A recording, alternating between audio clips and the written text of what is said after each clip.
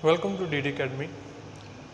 अज का जो अपना लैक्चर है महाराजा रणजीत सिंह आप प्रीवियस कवर कर ही लिया सी। बेसिकली अपना जो अज का लैक्चर है वो जो जिन्नियां भी पंजाब दे विच एंग्लो सिख वार हुई लड़ाइयाँ हुई जो उस तो बाद मॉडर्न हिस्ट्री चलते बगावतां हुई जो जिन्नियां भी मूवमेंट्स अपन स्टार्ट हुई। सो अज का अपना लैक्चर एक कायोस भरिया होया जो लड़ाइयाँ भरिया होया रहेगा, जिस दे विच आपां इन्हां सारियां नूं डिस्कस करांगे किस तरह की होया, कित्थे कित्थे किहड़े मूवमेंट्स किवें चलियां ते किवें पंजाब किंगडम है जो अंग्रेज़ों के हत्थों के चला गया। चलो जी आप स्टार्ट करते हैं। फस्ट ही एंग्लो सिख वार्स तो। एंग्लो सिख वार्स स्टार्ट हुई जदों दलीप सिंह गद्दी के उपर बिठा दिता गया। आप कल गल की दलीप सिंह नूं बिठाया फौज ने। उसका जो मामा सी यानी कि चंद महाराणी जिंदा का जो भरा सीगा वो कारजकार नूं देख रहा सी, ਉਹਦੇ ਨਾਲ रलते हुए महाराणी जिंदा नाल रल के।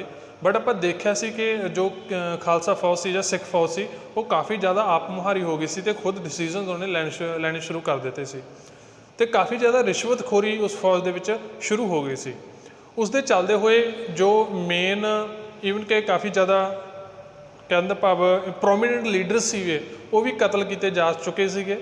तो इस तो बाद जिहड़े अगे आ रहे सी जिवें कि दलीप सिंह भी सीगा जां महाराणी जिंदा भी सी, इन्हां नूं भी अपनी जान का खतरा जापन लग गया सी उदों तो जदों महाराणी जिंदा का जो भरा सी जवाहर सिंह उहनूं ते दलीप सिंह के सामने ते जिंदा के सामने उसनूं फौज ने कतल कर दिता। फौज ने उहदा गल वड़ दिता सी महाराणी जिंदा के सामने ही। तो उसका खून का टिक्का की सी दलीप सिंह के मत्थे ते लाया गया। कहते जी तैनूं असीं किंग बनाउणे तो तेरी असी प्रोटैक्शन करांगे, इदां करांगे। तो बाकी आप देखते हैं कि एक बार जो बड़ी ऑर्गेनाइजेशन होंगी है वो एक करप्शन की जो एक लीक स्टार्ट हो जाए तो अगे वधदी जाती है। इस तरह फौज के विच होया। फौज बहुत बड़ी सी तो उन्होंने सामण वाला कोई एक प्रोमीनेंट अगे एक तकड़ा फेस या एक तकड़ा जरनैल अगे कोई नहीं सीगा।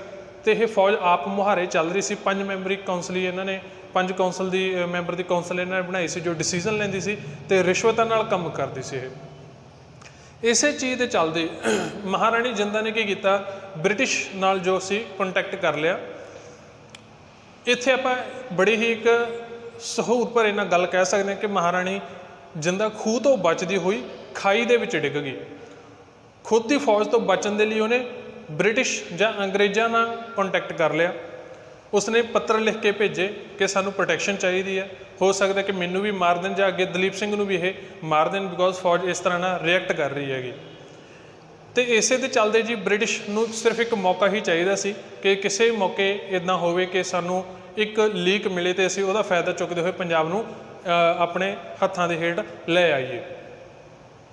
तो महाराणी जिंदा ने कहा कि तुसीं आके कोई सिंगड़ी छेड़ो, किते आके कुछ कोई एरिया दबो तो मैं फौज नूं तैयार करूँ, मैं फौज नूं तैयार करके तुहाडे वल भेजूँगी। तो उस तो बाद की है तुसीं अपना तैयारी व्यारी रखना। तो जिहड़े तुहाडे नाल फौज दे नाल मेन इन्हां नूं लीड करने वाले होणगे वो मेरे नाल नेगे। जिवें आपां अगे नाम पढ़ांगे जो सिख हिस्टरी दे विच काफ़ी ज़्यादा नाम आउंदा तेजा सिंह ते लाल सिंह। जदों भी लाहौर दरबार की गल आऊगी तो इन्हां दोहां का नाम आऊगा एज गद्दार। इन्हां दी गद्दारी ते महाराणी जिंदा की जो उन्हां नाल घड़फस की हुई सी, कहने का भाव अंग्रेज़ों नाल जो उन्होंने कॉन्ट्रैक्ट किए हुए थे उस दे नाल सिख किंगडम बहुत ही ज़्यादा नाश दे वल गया तो टोटली तबाह हो गया। इस दे चलते जी लीडर कहते मेरे नाल हैगे ने, तुसीं आके शुरुआत करो तो आप फौज नूं नत्थ पाइए। चलो जी वो देखते हैं। महाराणी जिंदा के कहण ते अंग्रेज़ फौज ने सतलुज के नेड़े दे आके कुछ इलाके सीगे जो दब लिया। आप देखा सी सतलुज उन्होंने बाउंड्री सी, सतलुज के नेड़े दे आके उन्होंने कुछ इलाके दब ले तो गल फैला दी कि अंग्रेज़ सतलुज पार करके उन्होंने पंजाब का काफ़ी हिस्सा दब लिया है, दबा लिया है उसनूं। तो एक किंगडम दे विच जो इन्हां दी ब्रीच हुई ट्रीटी हुई सी जो ट्रीटी ऑफ अमृतसर 1809 की उन्होंने ब्रीच कर दिता। तो सिख किंगडम दे विच जो ब्रिटिश ने वो एंटर कर चुके हैं। तो इस गल नूं लैके महाराणी जिंदा ने कहा फौजां तैयार हुई, सारियां लड़ाइयाँ तैयार हुई स्टार्ट हुई। तो उस तो बाद इस नूं ठल पाउण दे लई अगे फौजां नूं तोड़ना शुरू कर दिता। तो चलते हुए फौजां नूं अलग अलग जगह ते अलग अलग लड़ाइयाँ सी जो सो ब्रिटिश नाल सिखां दियां सिख फौज दियां वो होणियां शुरू हो गई। ਲੜਾਈਆਂ ਬਿਲਕੁਲ ਹੀ ਡਿਸੀਜ਼ਨ ਇੱਦਾਂ ਦੇ ਡਿਸੀਜ਼ਨ ਮੇਕਰ ਲੜਾਈਆਂ ਸੀ ਕਿ ਸਿੱਖ ਹਰ ਇੱਕ ਲੜਾਈ ਦੇ ਵਿੱਚ ਕਾਫੀ ਜ਼ਿਆਦਾ ਬ੍ਰਿਟਿਸ਼ ਉੱਪਰ ਭਾਰੂ ਪੈ ਰਹੇ ਸੀ, ਬਟ ਕਿਤੇ ਨਾ ਕਿਤੇ ਜਾ ਕੇ ਜੋ ਕਮਾਂਡਰਸ ਦੀ ਗਦਾਰੀ ਸੀਗੀ, ਜਿਵੇਂ ਆਪਾਂ ਤੇਜਾ ਸਿੰਘ, ਲਾਲ ਸਿੰਘ ਦੇਖ ਰਹੇ ਹਾਂ, ਇਹਨਾਂ ਕਰਕੇ ਬ੍ਰਿਟਿਸ਼ ਸਿੱਖਾਂ ਨੂੰ ਕੀ ਹੈ, ਹਾਰ ਦਾ ਮੂੰਹ ਦੇਖਣਾ ਪੈਂਦਾ ਸੀਗਾ। ਚਲੋ ਜੀ ਆਪਾਂ ਲੜਾਈਆਂ ਡਿਸਕਸ ਕਰ ਲੈਂਦੇ ਹਾਂ। ਆਪਣੇ ਲਈ ਫਸਟ ਹੋਈ ਹੈ ਐਂਗਲੋ ਸਿੱਖ ਵਾਰ ਪਹਿਲੀ।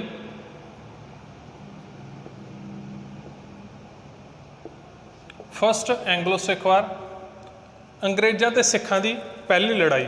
ਇਹ ਚੱਲਿਆ ਜੀ 45 ਤੋਂ 46, 1845 ਤੋਂ 46। ਫਸਟ ਐਂਗਲੋ ਸਿੱਖ ਵਾਰ ਦੇ ਵਿੱਚ ਆਪਣੇ ਲਈ ਜੋ ਪਹਿਲੀ ਲੜਾਈ ਹੈ ਉਹ ਆ ਜਾਂਦੀ ਹੈ ਬੈਟਲ ਆਫ ਮੁਦਕੀ। ਮੁਦਕੀ ਦੀ ਲੜਾਈ ਹੈ ਜੀ ਜੋ ਪਹਿਲੇ ਨੰਬਰ ਤੇ ਆਉਂਦੀ ਹੈ, ਬੈਟਲ ਆਫ ਮੁਦਕੀ। ਇਹ ਲੜਾਈ ਹੋਈ ਸੀ ਜੀ 18 ਦਸੰਬਰ 1845 ਨੂੰ।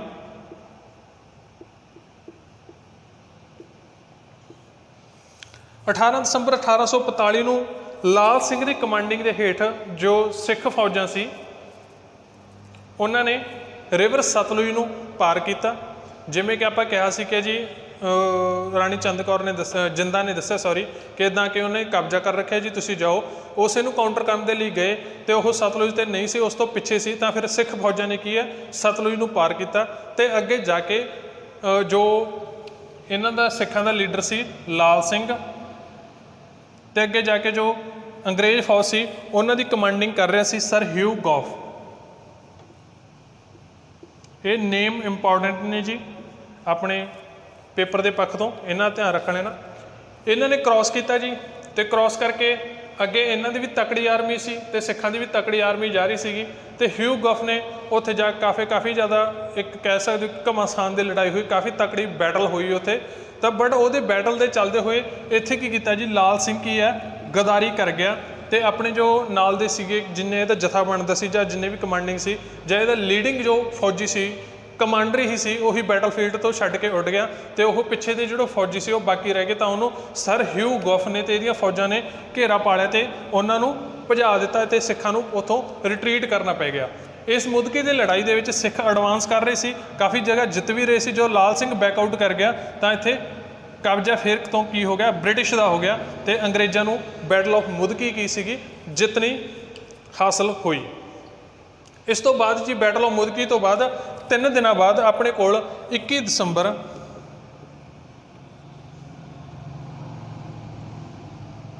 1845 ਨੂੰ ਆਪਣੇ ਕੋਲ ਲੜਾਈ ਹੁੰਦੀ ਹੈ ਜੀ ਬੈਟਲ ਆਫ ਫਿਰੋਜ਼ਸ਼ਹਿਰ। ਫਿਰੋਜ਼ ਸ਼ਹਿਰ 21 ਦਸੰਬਰ 1845 ਨੂੰ ਫਿਰੋਜ਼ਸ਼ਹਿਰ ਦੀ ਲੜਾਈ ਹੋਈ ਤੇ ਇਹਦੇ ਵਿੱਚ ਵੀ ਸਿੱਖਾਂ ਨੂੰ ਦੁਬਾਰਾ ਤੋਂ ਕੌਣ ਲੀਡ ਕਰ ਰਿਹਾ ਸੀਗਾ ਬੈਟਲ ਆਫ ਫਿਰੋਜ਼ਸ਼ਹਿਰ ਦੇ ਵਿੱਚ, ਲਾਲ ਸਿੰਘ, ਤੇਜਾ ਸਿੰਘ, ਇਹ ਦੋਨੋਂ ਲੀਡ ਕਰ ਰਹੇ ਸੀ। ਤੇ ਦੂਸਰੇ ਪਾਸੇ ਆਪਾਂ ਨੂੰ ਅੰਗਰੇਜ਼ਾਂ ਨੂੰ ਕੌਣ ਲੀਡ ਕਰ ਰਿਹਾ ਸੀ, ਸਰ ਹਿਊ ਗੌਫ। ਇੱਥੇ ਵੀ ਬਹੁਤ ਹੀ ਤਕੜੀ ਲੜਾਈ ਹੋਈ, ਬਹੁਤ ਹੀ ਤਕੜੀ ਤੁਸੀਂ ਕਹਿ ਸਕਦੇ ਹੋ, ਇੱਕ ਜਾਨਲੇਵਾ ਲੜਾਈ ਹੋਈ ਤੇ ਕਾਫੀ ਜ਼ਿਆਦਾ ਨੁਕਸਾਨ ਕੀ ਹੈ ਜੋ ਅੰਗਰੇਜ਼ਾਂ ਨੂੰ ਝੱਲਣਾ ਪਿਆ। ਉਹੀ ਗੱਲ ਇੱਥੇ ਫਿਰ ਸੀ, ਸਿੱਖ ਐਡਵਾਂਸ ਕਰ ਰਹੇ ਸੀ, ਅੱਗੇ ਨੂੰ ਵੱਧ ਰਹੇ ਸੀ ਤੇ ਅੰਗਰੇਜ਼ਾਂ ਨੂੰ ਮਾਰ ਖਾਣੀ ਪੈ ਰਹੀ ਸੀ। ਬਟ ਉਸੇ ਟਾਈਮ ਤੇ ਕੀ ਹੈ, ਲਾਲ ਸਿੰਘ ਤੇ ਤੇਜਾ ਸਿੰਘ ਫਿਰ ਤੋਂ ਗਦਾਰੀ ਕਰ ਗਏ, ਫਿਰ ਤੋਂ ਮੈਦਾਨ ਛੱਡ ਕੇ ਉੱਡ ਗਏ ਤੇ ਸਿੱਖਾਂ ਨੂੰ ਉੱਥੋਂ ਹੀ ਰਿਟਰੀਟ ਕਰਨਾ ਪਿਆ, ਵਾਪਸ ਮੁੜਨਾ ਪਿਆ ਉਹਨਾਂ ਨੂੰ। ਈਵਨ ਕਿ ਜੋ ਟੈਰੀਟਰੀ ਉਹ ਕੈਪਚਰ ਵੀ ਕਰ ਸਕਦੇ ਸੀ, ਉਹ ਬੈਟਲ ਨੂੰ ਜਿੱਤ ਕੇ ਅੱਗੇ ਐਡਵਾਂਸ ਵੀ ਕਰ ਸਕਦੇ ਸੀ, ਉਸ ਦੇ ਚੱਲਦੇ ਹੋਏ ਵੀ ਇਹਨਾਂ ਨੂੰ ਜੀ ਵਾਪਸ ਮੁੜਨਾ ਪਿਆ। ਤੇ ਇੱਕ ਤੋਂ ਫਿਰ ਗਦਾਰੀ ਦੇ ਨਾਲ ਜੋ ਬੈਟਲ ਆਫ ਫਿਰੋਜ਼ ਸ਼ਹਿਰ ਸੀਗੀ ਉਹ ਸਿੱਖ ਕੀ ਨੇ ਹਾਰ ਗਏ ਬ੍ਰਿਟਿਸ਼ ਦੇ ਹੱਥੋਂ। ਇਸ ਤੋਂ ਬਾਅਦ ਜੀ ਆਪਣੀ ਜੋ ਨੈਕਸਟ ਲੜਾਈ ਹੋਈ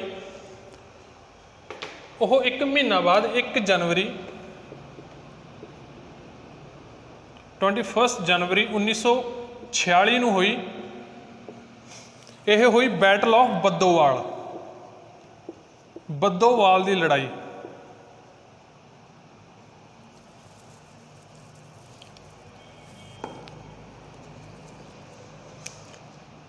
ਬੱਦੋਵਾਲ ਦੀ ਲੜਾਈ, ਇਹਦੇ ਵਿੱਚ ਕੌਣ ਸੀ ਜੀ, ਰਣਜੋਧ ਸਿੰਘ ਮਜੀਠੀਆ।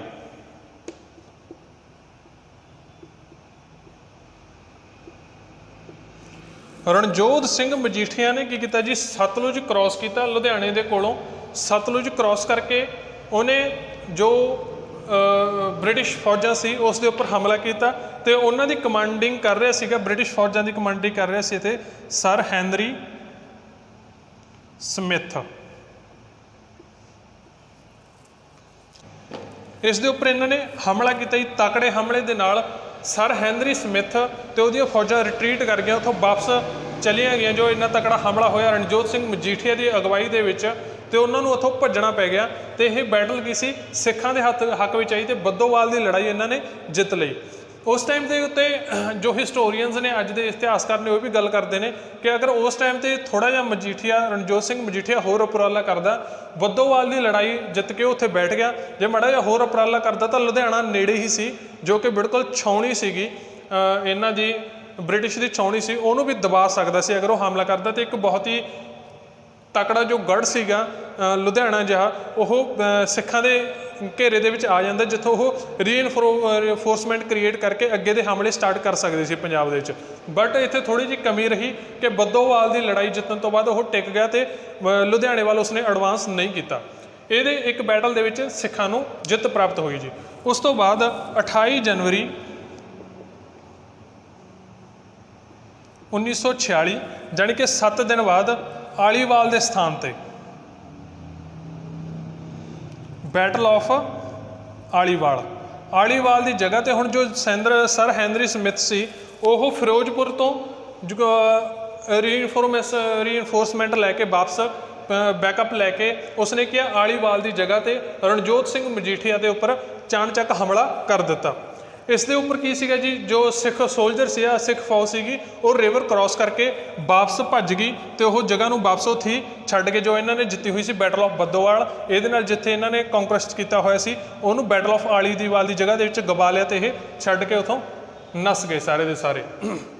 ਇਹ ਹੋਈ ਸੀ ਜੀ ਇਹਨੂੰ ਬੈਟਲ ਆਫ ਆਲੀਵਾਲ ਦੇ ਵਿੱਚ ਓਬਵੀਅਸਲੀ ਇਹ ਸੀ ਸਰ ਹੈਨਰੀ ਸਮਿਥ ਤੇ ਆਪਣੇ ਲਈ ਦੂਜੇ ਪਾਸੇ ਕੌਣ ਸੀ, ਰਣਜੋਤ ਸਿੰਘ ਮਜੀਠੀਆ। 7 ਦਿਨ ਬਾਅਦ ਹੀ ਸੇਮ ਪਲਟਨਾਂ ਵੱਲੋਂ ਲੜਾਈ ਲੜੀ ਗਈ ਹੈ ਇਹ। ਇਸ ਤੋਂ ਬਾਅਦ ਆਪਾਂ ਦੇਖਦੇ ਹਾਂ ਜੀ ਫਾਈਨਲ ਬੈਟਲ ਫਸਟ ਐਂਗਲੋ ਸਿੱਖ ਵਾਰ ਦੀ, ਜਿਹਨੂੰ ਡਿਸੀਜ਼ਨ ਮੇਕਰ ਜਾਂ ਡਿਸੀਜ਼ਿਵਲੀ ਬੈਟਲ ਵੀ ਬੋਲਿਆ ਜਾਂਦਾ ਹੈਗਾ। ਇਹ ਹੋਈ 10 ਫਰਵਰੀ 1946 ਨੂੰ, ਬੈਟਲ ਆਫ ਸਭਰਾਉਂ ਦੀ ਲੜਾਈ। ਡਿਸੀਜ਼ਨ ਮੇਕਰ ਬੈਟਲ ਸੀ ਜੀ ਇਹ। ਪਹਿਲਾਂ ਆਪਾਂ ਦੇਖ ਰਹੇ ਲੜਾਈਆਂ ਹੋ ਰਹੀਆਂ ਸੀ, ਅਲੱਗ-ਅਲੱਗ ਕਮਾਂਡਰ ਜਾ ਰਹੇ, ਅਲੱਗ-ਅਲੱਗ ਜਥੇ ਜਾ ਰਹੇ ਨੇ। ਹੁਣ ਇਹ ਡਿਸੀਜ਼ਨ ਮੇਕਰ ਕਿਉਂ ਸੀ, ਕਿਉਂਕਿ ਇਸ ਬੈਟਲ ਦੇ ਵਿੱਚ ਅੰਗਰੇਜ਼ਾਂ ਨੇ ਵੀ ਪੂਰਾ ਜ਼ੋਰ ਲਾਇਆ ਤੇ ਸਿੱਖਾਂ ਨੇ ਵੀ ਆਪਦਾ ਪੂਰਾ ਜ਼ੋਰ ਲਾਇਆ। ਦੋਨੋਂ ਤਕੜੀਆਂ ਫੌਜਾਂ ਮੈਦਾਨ ਦੇ ਵਿੱਚ ਉਤਰੀਆਂ ਹੋਈਆਂ ਸੀ, ਜਿਸ ਨੂੰ ਸ਼ਾਹ ਮੁਹੰਮਦ ਨੇ ਬੜਾ ਹੀ ਇੱਕ ਕਹਿ ਸਕਦੇ ਸੀ ਵਿਅੰਗਮਈ ਦੇ ਵਿੱਚ ਕੋਟ ਕੀਤਾ ਹੈ, ਜੰਗ ਹਿੰਦ ਪੰਜਾਬ ਦਾ ਹੋਣ ਲੱਗਾ। ਉਸ ਦੇ ਵਿੱਚ ਇਹੀ ਹਿੰਦ ਪੰਜਾਬ ਦਾ ਸੀ ਕਿ ਹਿੰਦ ਦੀ ਜੋ ਫੌਜ ਸੀਗੀ, ਬ੍ਰਿਟਿਸ਼ ਫੌਜ ਸੀ ਜੋ ਬਹੁਤ ਹੀ ਜ਼ਿਆਦਾ ਇੱਥੇ ਉਤਰੀ ਹੋਈ ਸੀ। ਤੇ ਉਸ ਤੋਂ ਬਾਅਦ ਸਿੱਖ ਦੀਆਂ ਜੋ ਲਾਹੌਰ ਦੀਆਂ ਫੌਜਾਂ ਸੀ, ਸਿੱਖ ਇੰਗਲੈਂਡ ਦੀਆਂ ਫੌਜਾਂ ਸੀ, ਉਹ ਵੀ ਸਾਰੀਆਂ ਉਤਰੀਆਂ ਹੋਈਆਂ ਸੀ। ਤੇ ਇਹ ਇੱਕ ਬਹੁਤ ਹੀ ਤਕੜੀ ਡਿਸੀਜ਼ਨ ਮੇਕਰ ਕਹਿ ਸਕਦੇ ਹੋ ਬੈਟਲ ਲੜੀ ਗਈ। ਇਹ ਲੜੀ ਗਈ ਜੀ ਆਪਣੇ 10 ਫਰਵਰੀ ਨੂੰ। ਤੇ ਇਸ ਦੇ ਵਿੱਚ ਜੋ ਸਿੱਖਾਂ ਨੂੰ ਲੀਡ ਕਰ ਰਿਹਾ ਸੀ, ਉਹੀ ਸਿੱਖਾਂ ਦੇ ਫਿਰ ਤੋਂ ਮਾੜੇ ਕਰਮ ਜੀ ਤੇਜਾ ਸਿੰਘ ਐਂਡ ਲਾਲ ਸਿੰਘ, ਇਹ ਦੋਨੋਂ ਲੀਡ ਕਰ ਰਹੇ ਸੀ। ਇੱਕ ਹੋਰ ਸੀ ਸ਼ਾਮ ਸਿੰਘ ਅਟਾਰੀ ਵਾਲਾ, ਉਹਦੇ ਬਾਰੇ ਆਪਾਂ ਦੇਖਦੇ ਹਾਂਗੇ। ਇਹ ਦੋਨੋਂ ਲੀਡ ਕਰ ਰਹੇ ਸੀ ਤੇ ਬ੍ਰਿਟਿਸ਼ ਨੂੰ ਲੀਡ ਕਰ ਰਹੇ ਸੀਗੇ sir Hugh Gough and Henry Smith. ਇਹ ਦੋਨੋਂ ਇਹਨਾਂ ਨੂੰ ਲੀਡ ਕਰ ਰਹੇ ਸੀ।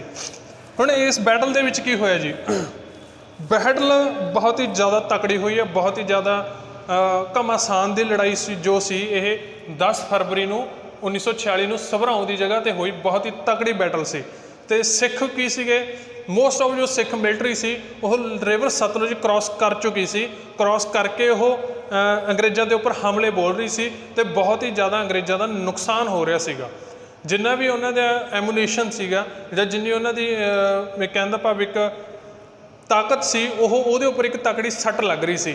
ਤੇ ਉਸੇ ਦੇ ਚੱਲਦੇ ਹੋਏ ਜਿਵੇਂ ਆਪਾਂ ਪਿਛਲੀਆਂ ਬੈਟਲਸ ਦੇ ਵਿੱਚ ਦੇਖਿਆ ਸੀ, ਤੇਜਾ ਸਿੰਘ ਤੇ ਲਾਲ ਸਿੰਘ ਜਦੋਂ ਫੌਜ ਭਾਰੂ ਪੈਣੀ ਸ਼ੁਰੂ ਹੋ ਜਾਂਦੀ ਤਾਂ ਉਹ ਮੈਦਾਨ ਛੱਡ ਕੇ ਉੱਡ ਜਾਂਦੇ ਤੇ ਫੌਜ ਨੂੰ ਵਾਪਸ ਨੱਸਣਾ ਪੈਂਦਾ ਤੇ ਉੱਥੇ ਅੰਗਰੇਜ਼ਾਂ ਦੀ ਜਿੱਤ ਹੋ ਜਾਂਦੀ। ਇਸੇ ਦੇ ਵਿੱਚ ਕੀ ਹੋਇਆ ਜੀ, ਜਦੋਂ ਫੌਜ ਐਡਵਾਂਸ ਕਰਨ ਲੱਗੀ, ਕਾਫੀ ਜ਼ਿਆਦਾ ਅੱਗੇ ਵੱਧ ਗਈ, ਤਾਂ ਤੇਜਾ ਸਿੰਘ ਲਾਲ ਸਿੰਘ ਇੱਕ ਵਾਰ ਫਿਰ ਤੋਂ ਗਦਾਰੀ ਕਰ ਗਏ ਫੌਜ ਦੇ ਨਾਲ।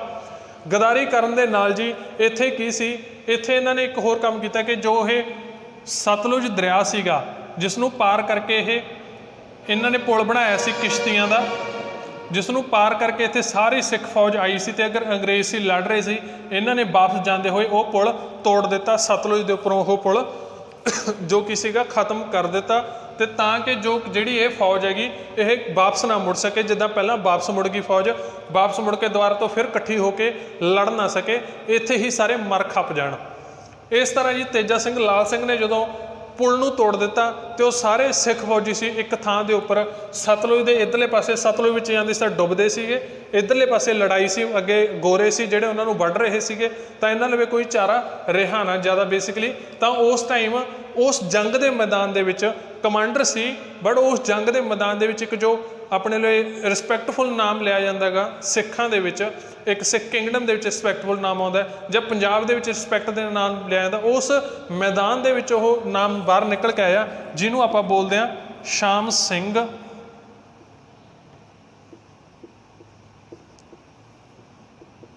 अटारी वाला।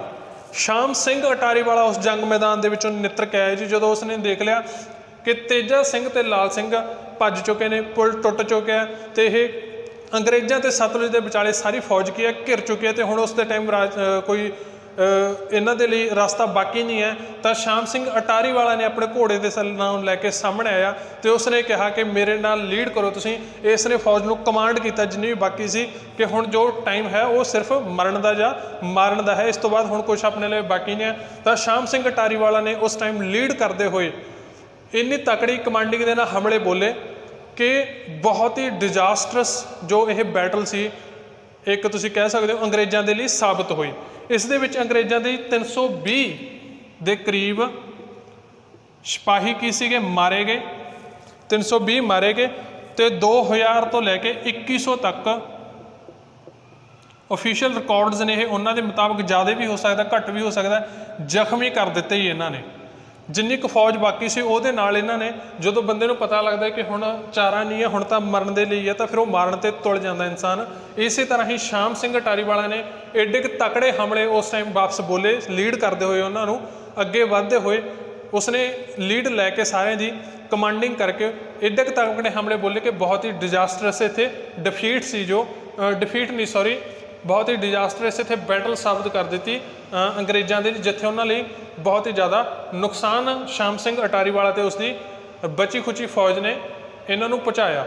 बट वो नाल ही 3125 भी कहते सिख जो इतने सिख फौज के फौजी सीगे वो मारे गए, तो ये मारन के नाल उन्होंने अंग्रेज़ों को बैटल ऑफ सबराओं जित प्राप्त हुई। ये मोस्ट ऑफ फौज सी जो पंजाब की खत्म हो गई, तो बट ये जो उन्होंने खुद को भी बहुत ही ज़्यादा लॉस सी जो अंग्रेज़ों को झलने पे, काफ़ी ज़्यादा उन्होंने नुकसान किया शाम सिंह अटारी वाले ने। जिदा शाह मुहम्मद ने कहा है शाम सिंह अटारी वाले ने वन शस्त्री विछोड़ छुट्टे, शाह मुहम्मद सिंघां ने गोरियां दे वांग नींबूआं लहू निचोड़ सुट्टे। काफ़ी ज़्यादा नुकसान उस टाइम इन्हों झलना पिया जी। बट ये डिसीजन मेकर हुई सबराओं दे विच, हुण तुहाडे कोल अंग्रेज़ जित गए, एंगलोज की जित हुई है, तो ये की समाप्ति होगी ट्रीटी के नाल एक समाप्ति होगी। अनैक्सेशन नहीं हुई, पहली सिख वार सी अनैक्सेशन इत्थे नहीं हुई, इत्थे हुई जी ट्रीटी ऑफ लाहौर, लाहौर की संधि। Treaty of Lahore 1846। इस दे विच इन्हां ने की कहता, अंग्रेज़ कहते चलो जी जो होया ठीक है, हुण असीं गल करते हैं कि दलीप सिंह की है किंग रहूगा लाहौर का, सोवरन लीडर होगा। असीं नहीं कह रहे भी असीं इहनूं अनैक्स कर रहे हैं कि सोवरन लीडर तुहाडा रहूगा।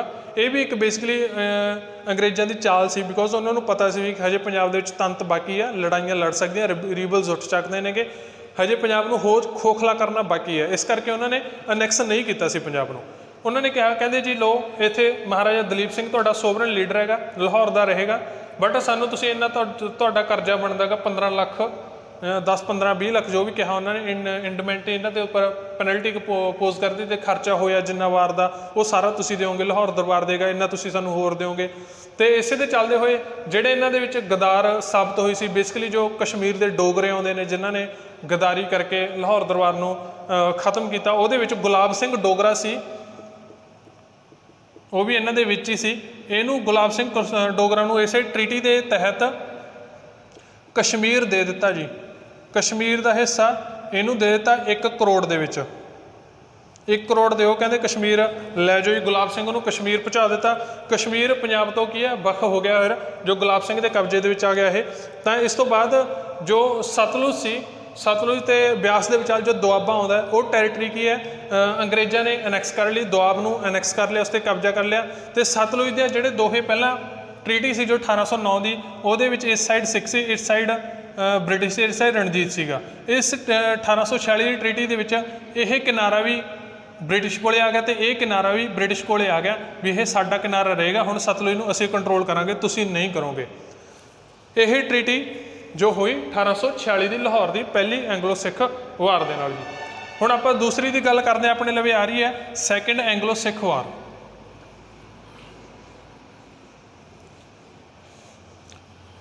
ਜੋ ਆਪਾਂ ਗੱਲ ਕੀਤੀ ਕਿ ਇਹਨਾਂ ਦੀ ਟਰੀਟੀ ਦੇ ਨਾਲ ਪੰਜਾਬ ਨੂੰ ਕੀ ਹੈ ਇੱਕ ਬੰਨ ਲਿਆ ਸੀਗਾ, ਬਟ ਇਹਨਾਂ ਨੇ ਕੀ ਹੈ ਕਬਜ਼ਾ ਨਹੀਂ ਕੀਤਾ ਸੀ। ਉਹ ਹੁਣ ਤੁਹਾਡਾ ਜੋ ਸੈਕਿੰਡ ਐਂਗਲੋ ਸਿੱਖ ਵਾਰ ਹੈ ਉਹਨੂੰ ਕਨਕਲੂਡ ਕਰ ਦੇਵੇਗੀ।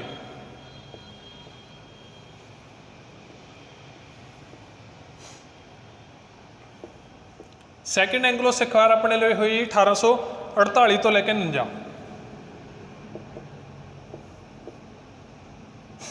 ਹੁਣ ਇਸ ਦੇ ਵਿੱਚ ਲਾਹੌਰ ਦਰਬਾਰ ਦੇ ਵਿੱਚ ਕਾਫੀ ਜ਼ਿਆਦਾ ਇੰਟਰਫੇਰੈਂਸ ਸੀ ਅੰਗਰੇਜ਼ਾਂ ਦੀ। ਓਬਵੀਅਸਲੀ ਉੱਥੇ ਰਹਿੰਦੇ ਹੁੰਦੇ ਸੀਗੇ sir Henry Lawrence, I think ਉਹਨਾਂ ਦੀ ਡਿਊਟੀ ਲਾਈ ਗਈ ਸੀ ਉਹਦੇ ਵਿੱਚ ਲਾਹੌਰ ਦਰਬਾਰ ਦੇ ਵਿੱਚ ਰਹਿੰਦੇ ਹੋਏ। ਅਤੇ ਇਹਨਾਂ ਨੇ ਕਿਹਾ ਸੀ ਕਹਿੰਦੇ ਜੋ ਤੱਕ ਦਲੀਪ ਸਿੰਘ ਵੱਡਾ ਨਹੀਂ ਹੋ ਜਾਂਦਾ ਉਦੋਂ ਤੱਕ ਲਾਹੌਰ ਦੇ ਵਿੱਚ ਜੋ ਬ੍ਰਿਟਿਸ਼ ਰੈਜੀਮੈਂਟ ਆ ਉਹ ਇੱਕ ਰਿਹਾ ਕਰੇਗੀ, ਦਰਬਾਰ ਦੇ ਵਿੱਚ ਰਹੇਗੀ, ਦਰਬਾਰ ਦੇ ਵਿੱਚ ਸਾਡੇ ਰਿਪਰੈਜ਼ੈਂਟੇਟਿਵ ਰਹਿਣਗੇ। ਸੋ ਕਾਫੀ ਜ਼ਿਆਦਾ ਇੰਟਰਫੇਰੈਂਸ ਸੀ। ਅਤੇ ਉਸੇ ਦੇ ਚੱਲਦੇ ਹੋਏ ਇਹਨਾਂ ਦੀਆਂ ਕੁਛ ਨੀਤੀਆਂ ਸੀਗੀਆਂ ਜਿਨ੍ਹਾਂ ਦੇ ਨਾਲ ਈਵਨ ਕਿ ਪ੍ਰਜਾ ਵੀ ਜੋ ਤੰਗ ਆ ਗਈ ਸੀ ਅਤੇ ਰੀਬਲ ਵੀ ਖੜ੍ਹੇ ਹੋ ਗਏ ਸੀ, ਰਿਬੇਲੀਅਨ ਵੀ ਖੜ੍ਹੇ ਹੋ ਗਏ ਸੀ। ਅਤੇ ਉਹ ਰੀਬਲਸ ਅਤੇ ਜਿਹੜੇ ਬਾਕੀ ਥੋੜ੍ਹੇ ਮੋਟੇ ਬੱਚੇ ਸੀ ਜਿਨ੍ਹਾਂ ਲਵੇ ਤੰਤ ਸੀਗਾ, ਜਿਨ੍ਹਾਂ ਨੇ ਦੇਖਿਆ ਸੀ ਵੀ ਫਸਟ ਐਂਗਲੋ ਸਿੱਖ ਵਾਰ ਤੋਂ ਬਾਅਦ ਉਹਨਾਂ ਲਈ ਵੀ ਕੁਛ ਖੂਨ ਸੀ ਖੌਲਦਾ ਸੀ, ਉਹਨਾਂ ਨੇ ਫਿਰ ਇਕੱਠੇ ਹੋ ਕੇ ਉਹਨਾਂ ਨੇ ਫਿਰ ਤੋਂ ਇੱਕ ਵਾਰ ਝੁੱਟੀ ਲਾਉਣ ਦਾ ਫੈਸਲਾ ਕੀਤਾ ਕਿ ਇੱਕ ਵਾਰ ਫਿਰ ਤੋਂ ਪੰਗਾ ਲੈ ਕੇ ਦੇਖਦੇ ਹਾਂ ਕੀ ਬਣਦਾ ਅੰਗਰੇਜ਼ਾਂ ਦੇ ਨਾਲ, ਕੀ ਪਤਾ ਜੀ ਕੁਛ ਪੱਲੇ ਪੈ ਜਾਵੇ।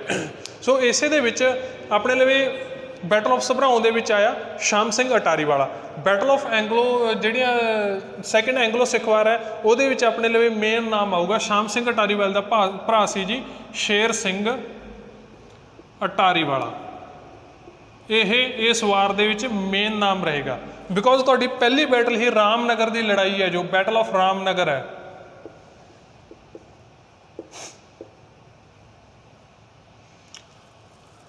ਬਾਈ ਨਵੰਬਰ 1848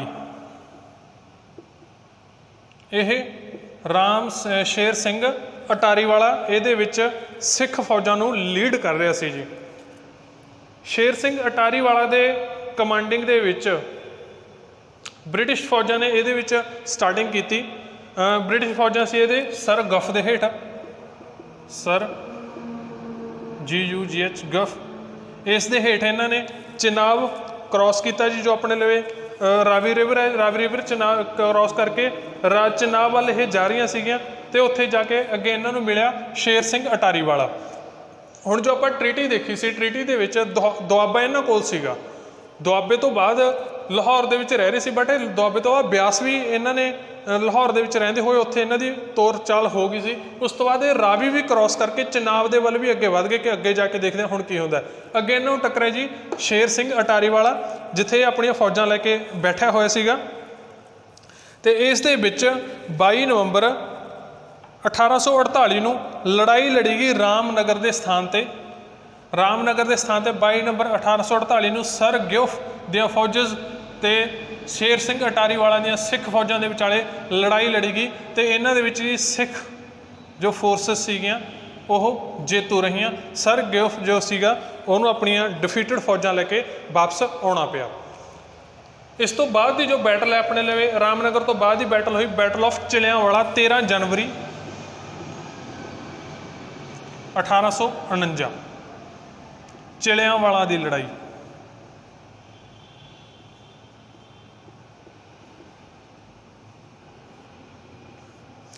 ਚਿਲਿਆਂਵਾਲਾ ਦੀ ਲੜਾਈ ਦੇ ਵਿੱਚ ਜੀ ਇੱਥੇ ਵੀ ਤੁਹਾਡੇ ਕੋਲ ਸ਼ੇਰ ਸਿੰਘ ਅਟਾਰੀ ਵਾਲਾ ਲੀਡ ਕਰ ਰਿਹਾ ਹੈਗਾ ਸਿੱਖਾਂ ਨੂੰ, ਤੇ ਦੂਸਰੇ ਪਾਸੇ ਇਹਨਾਂ ਨੂੰ ਲੀਡ ਕਰ ਰਹੇ ਸਰ ਹਿਊ ਗੌਫ ਅੰਗਰੇਜ਼ਾਂ ਨੂੰ। ਚਿਲਿਆਂਵਾਲੇ ਦੀ ਲੜਾਈ ਕਹਿੰਦੇ ਬਹੁਤ ਹੀ ਤੁਸੀਂ ਕਹਿ ਸਕਦੇ ਹੋ ਕਿ ਘਾਤਕ ਸਾਬਤ ਹੋਈ ਐਂਗਲੋਜ਼ ਲਈ। ਐਂਗਲੋ ਸਿੱਖ ਵਾਰਸੀ ਚਿਲਿਆਂਵਾਲਾ ਦੇ ਉੱਪਰ ਜੋ ਲੜਾਈ ਹੋਈ, ਹਮਲਾ ਹੋਇਆ, ਅਟੈਕ ਹੋਇਆ, ਸ਼ੇਰ ਸਿੰਘ ਅਟਾਰੀਵਾਲਾ ਨੇ ਬਹੁਤ ਹੀ ਤਕੜਾ ਜਵਾਬ ਦਿੱਤਾ ਉਸ ਦਾ, ਬਹੁਤ ਹੀ ਘਮਾਸਾਨ ਦਾ ਯੁੱਧ ਹੋਇਆ। ਤੇ ਜੋ ਬੈਟਲ ਆਫ ਚਿਲਿਆਂਵਾਲਾ ਹੈ ਇਹਨੂੰ ਤੁਸੀਂ ਕਹਿ ਸਕਦੇ ਹੋ most disastrous defeat of British since Indian occupation. ਹੁਣ ਇਹ ਗੱਲ ਕੀ ਹੈ ਜੀ, ਇਹ ਦੇਖਦੇ ਆਪਾਂ। ਬੈਟਲ ਆਫ ਚਿਲਿਆਂਵਾਲਾ ਦੇ ਵਿੱਚ ਇੰਨੀ ਜ਼ਿਆਦਾ ਇਹਨਾਂ ਨੂੰ ਮਾਰ ਪਈ, ਇੰਨੀ ਤਕੜੀ ਇਹਨਾਂ ਨੂੰ ਲਾਹਣਤ ਪਾਈ ਗਈ, ਕੁੱਟ ਪਾਈ ਗਈ ਸ਼ੇਰ ਸਿੰਘ ਅਟਾਰੀਵਾਲਾ ਵੱਲੋਂ ਕਿ ਜੋ ਇਹ ਬੈਟਲ ਆਫ ਚਿਲਿਆਂਵਾਲਾ ਸੀ ਅੰਗਰੇਜ਼ਾਂ ਦੇ ਲਈ most disastrous defeat of British since ਦਾ ਇੰਡੀਅਨ ਆਕੂਪੇਸ਼ਨ ਬਣ ਗਈ। ਜਦੋਂ ਤੋਂ ਉਹਨਾਂ ਨੇ ਇੰਡੀਆ ਦੇ ਉੱਪਰ ਕਬਜ਼ਾ ਸਟਾਰਟ ਕੀਤਾ ਸੀ ਅੰਗਰੇਜ਼ਾਂ ਨੇ, ਉਸ ਤੋਂ ਲੈ ਕੇ ਚਿਲਿਆਂਵਾਲਾ ਤੱਕ ਦੀ ਲੜਾਈ ਸੀ ਜੋ ਚਿਲਿਆਂਵਾਲਾ ਲੜਾਈ ਉਹਨਾਂ ਦੀ ਸਾਰਿਆਂ ਨਾਲੋਂ ਜ਼ਿਆਦਾ ਨੁਕਸਾਨਦੇਹ ਲੜਾਈ ਬਣ ਗਈ। ਇਸ ਤੋਂ ਪਹਿਲਾਂ ਕਦੇ ਇਹਨਾਂ ਨੂੰ ਇੰਡੀਆ ਦੇ ਵਿੱਚ ਜਦੋਂ ਦੇ ਐਂਟਰ ਹੋਏ ਸੀ ਇਹਨਾਂ ਨੂੰ 1849 ਤੱਕ ਆਪਣੇ ਲਈ ਆਈ ਸੀਗੀ 13 ਜਨਵਰੀ 1849 ਤੱਕ ਕਦੇ ਇੰਨਾ ਨੁਕਸਾਨ ਨਹੀਂ ਝੱਲਣਾ ਪਿਆ ਸੀ। ਵੱਡੇ ਵੱਡੇ ਇਹਨਾਂ ਨੇ ਕਿੰਗਡਮ ਆਪਣੇ ਅੰਡਰ ਕਰ ਲਏ ਸੀਗੇ, ਲੜਾਈਆਂ ਲੜੀਆਂ ਸੀਗੀਆਂ ਇਹਨਾਂ ਨੇ। ਵਾਰ ਦੀ ਗੱਲ ਨਹੀਂ ਕਰ ਰਹੇ ਆਪਾਂ, ਇੱਥੇ ਗੱਲ ਕਰ ਰਹੇ ਹਾਂ ਬੈਟਲ ਦੀ। ਵੱਡੇ ਵੱਡੇ ਕਿੰਗਡਮ ਇਹਨਾਂ ਨੇ ਲਏ ਸੀ, ਮਰਾਠਾਜ਼ ਇਹਨਾਂ ਨੇ ਲਏ ਸੀ ਆਪਣੇ ਅੰਡਰ, ਠੀਕ ਹੈ ਜੀ। ਤੇ ਇਹਨਾਂ ਨੇ ਨਵਾਬ ਇਹਨਾਂ ਨੇ ਆਪਣੇ ਨਿਜ਼ਾਮ ਅੰਡਰ ਲਏ ਸੀ ਆਪਣੇ, ਇਹਨਾਂ ਨੇ ਦਿੱਲੀ ਸਲਤਨਤ ਇਹਨਾਂ ਨੇ ਆਪਣੇ ਅੰਡਰ ਲਈ ਸੀ, ਦਿੱਲੀ ਐਮਪਾਇਰ ਇਹਨਾਂ ਨੇ ਆਪਣੇ ਅੰਡਰ ਲਿਆ ਸੀਗਾ। ਬਟ ਇਹਨਾਂ ਨੂੰ ਇੰਨੀ ਜ਼ਿਆਦਾ ਬੈਟਲ ਦੇ ਵਿੱਚ ਕਿਸੇ ਦੇ ਵਿੱਚ ਇੰਨਾ ਨੁਕਸਾਨ ਨਹੀਂ ਹੋਇਆ ਸੀ ਜਿੰਨਾ ਇਸ ਚਿਲਿਆਂਵਾਲਾ ਦੀ ਲੜਾਈ ਦੇ ਵਿੱਚ ਇਹਨਾਂ ਨੂੰ ਸ਼ੇਰ ਸਿੰਘ ਅਟਾਰੀਵਾਲਾ ਨੇ ਨੁਕਸਾਨ ਕੀਤਾ ਕਿ ਇਹਨਾਂ ਦੀ ਮੋਸਟ ਡਿਜ਼ਾਸਟਰਸ ਡਿਫੀਟ ਬਣ ਗਈ। ਬਹੁਤ ਹੀ ਨੁਕਸਾਨਦੇਹ ਹਾਰ ਇੱਥੇ ਜੋ ਅੰਗਰੇਜ਼ਾਂ ਦੀ ਸਾਬਤ ਹੋਈ ਚਿਲਿਆਂਵਾਲਾ। ਦੋ ਆਪਾਂ ਬੈਟਲ ਦੇਖਿਆ ਸੈਕੰਡ ਐਂਗਲ ਸਿੱਖ ਵਾਰ ਦੀਆਂ, ਰਾਮਨਗਰ ਤੇ ਚਿਲਿਆਂਵਾਲਾ, ਤੇ ਦੋਨੋਂ ਦੇ ਵਿੱਚ ਕੀ ਹੈ ਸਿੱਖ ਫੋਰਸਿਸ ਜਿੱਤ ਰਹੀਆਂ ਨੇ ਜੀ। ਹੁਣ ਆਪਣੇ ਦੇ ਵਿੱਚ ਥਰਡ ਬੈਟਲ ਜੋ ਹੋਈ ਹੈ ਉਹ ਹੋਈ ਹੈ ਮੁਲਤਾਨ ਦੀ। ਮੁਲਤਾਨ ਆਪਣਾ ਨੀਚੇ ਜਿਹਾ ਆਉਂਦਾ ਸਾਊਥ ਵੱਲ ਪਾਕਿਸਤਾਨ 'ਚ। ਮੁਲਤਾਨ ਦੀ ਲੜਾਈ ਇਹਦੇ ਵਿੱਚ ਜ਼ਿਆਦਾਤਰ ਆਪਾਂ ਜੋ ਗੱਲ ਕੀਤੀ ਸੀ ਕਿ ਲੋਕ ਉੱਠ ਖੜੇ ਸੀ, ਰੀਬਲ ਉੱਠ ਖੜੇ ਸੀ, ਬਗਾਵਤ ਹੋ ਗਈ ਸੀ, ਤਾਂ ਇਹਦੇ ਵਿੱਚ ਜੋ ਮੂਲ ਰਾਜ ਸੀਗਾ ਉਹ ਬਾਗੀਆਂ ਦਾ ਲੀਡਰ ਹੀ ਸੀ ਇੱਥੇ ਜੋ ਇਹਨਾਂ ਨੂੰ ਕਮਾਂਡ ਕਰ ਰਿਹਾ ਸੀਗਾ। ਤੇ ਇਹ ਬੈਟਲ ਲੜੀ ਗਈ ਜੀ 22 ਜਨਵਰੀ 1849 ਇਸ ਦੇ ਤਰੀਕ ਨੂੰ ਇਹ ਬੈਟਲ ਲੜੀ ਗਈ ਮੁਲਤਾਨ ਦੀ ਜਗ੍ਹਾ ਤੇ ਇਹਨਾਂ ਦੇ ਵਿੱਚ ਮੂਲ ਰਾਜ ਸੀਗਾ ਤੇ ਦੂਸਰੇ ਪਾਸੇ ਸੀ ਜਨਰਲ ਵਿਸ਼ ਜੋ ਅੰਗਰੇਜ਼ਾਂ ਨੂੰ ਕਮਾਂਡ ਕਰ ਰਿਹਾ ਸੀਗਾ। ਇਸ ਦੇ ਵਿੱਚ ਕੀ ਹੈ ਜੀ, ਮੂਲ ਰਾਜ ਸੀਗਾ ਜੋ ਉਸ ਨੇ ਲੜਾਈ ਦੇ ਵਿੱਚ ਸਰੈਂਡਰ ਕਰ ਦਿੱਤਾ ਜਨਰਲ ਵਿਸ਼ ਦੇ ਅੱਗੇ। ਇਸ ਨੇ ਆਪਣੇ ਹਥਿਆਰ ਸੁੱਟ ਦਿੱਤੇ ਤੇ ਮੁਲਤਾਨ ਦੀ ਲੜਾਈ ਕੀ ਸੀਗੀ ਸੈਕੰਡ ਐਂਗਲੋ ਸਿੱਖ ਵਾਰ ਦੇ ਵਿੱਚ ਬ੍ਰਿਟਿਸ਼ ਦੇ ਕੋਲ ਚਲੀ ਗਈ ਤੇ ਇਹ ਇੱਕ ਲੜਾਈ ਇਹਨਾਂ ਨੇ ਵੀ ਬੈਟਲ ਜਿੱਤ ਲਈ 22 ਜਨਵਰੀ ਨੂੰ ਹੋਈ ਬੈਟਲ ਦੇ ਵਿੱਚ। ਇਸ ਤੋਂ ਬਾਅਦ ਆਪਣੇ ਲਈ ਆ ਜਾਂਦੀ ਹੈ ਜੀ ਮੋਸਟ ਇੰਪੋਰਟੈਂਟ ਤੇ ਲਾਸਟ ਬੈਟਲ ਆਫ ਗੁਜਰਾਤ।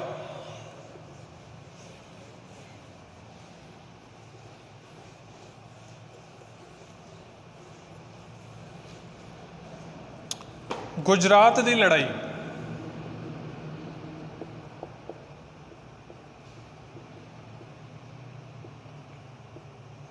ਇਹ ਲੜੀ ਗਈ ਹੈ ਜੀ 21 ਫਰਵਰੀ 1849। ਹੁਣ ਇਹ ਵੀ ਬੈਟਲ ਕੀ ਸੀ ਤੁਹਾਡੀ ਡਿਸੀਜ਼ਿਵਲੀ ਬੈਟਲ ਸੀਗੀ, ਡਿਸੀਜਨ ਮੇਕਰ ਸੀਗੀ। ਇਹਦੇ ਵਿੱਚ ਵੀ ਪਹਿਲੀ ਸਿੱਖ ਵਾਰ ਦੇ ਵਾਂਗੂ ਇਹਦੇ ਵਿੱਚ ਵੀ ਸਿੱਖਾਂ ਦਾ ਪੂਰਾ ਜ਼ੋਰ ਲਾਇਆ ਤੇ ਉੱਧਰੋਂ ਅੰਗਰੇਜ਼ਾਂ ਨੇ ਪੂਰਾ ਜ਼ੋਰ ਲਾਇਆ, ਜਿਸ ਤਰ੍ਹਾਂ ਬੈਟਲ ਆਫ ਸਭਰਾਓ ਆਪਾਂ ਦੇਖੀ ਗਈ ਸੀ। ਹੁਣ ਇਸ ਦੇ ਵਿੱਚ ਬੈਟਲ ਆਫ ਗੁਜਰਾਤ ਦੇ ਵਿੱਚ ਚਿਨਾਬ ਰਿਵਰ ਦੇ ਉੱਪਰ ਜੋ ਗੁਜਰਾਤ ਪਾਇਆ ਜਾਂਦਾ 21 ਫਰਵਰੀ 1849 ਨੂੰ ਹੋਈ ਬੈਟਲ ਦੇ ਵਿੱਚ ਇਹਨਾਂ ਨੂੰ ਸਰ ਗਫ ਕਮਾਂਡ ਕਰ ਰਿਹਾ ਸੀ ਅੰਗਰੇਜ਼ਾਂ ਨੂੰ ਤੇ ਦੂਸਰੇ ਪਾਸੇ ਸੀ ਚਤਰ ਸਿੰਘ ਤੇ Sher Singh Attariwala.